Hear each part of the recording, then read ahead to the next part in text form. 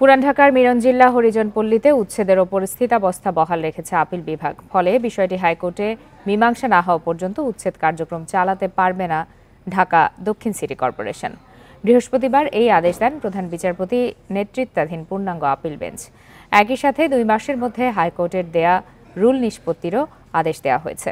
এর আগে 13 জুন এক রিট আবেদনের প্রেক্ষিতে উচ্ছেদ কার্যক্রম স্থগিত করে হাইকোর্ট। এখন জন্ম সনদ দিয়ে খোলো বিকাশ স্টুডেন্ট অ্যাকাউন্ট। নিজের বিকাশ নিজে কর। পাশাপাশি কোনো নোটিশ ছাড়া মিরনজিল্লা পল্লীতে উচ্ছেদ পরিচালনা কেন অবৈধ ঘোষণা করা হবে না তা জানতে চেয়ে রুল জারি করা হয়। কিন্তু বুধবার আবারও উচ্ছেদের চেষ্টা করে ঢাকা দক্ষিণ সিটি কর্পোরেশন।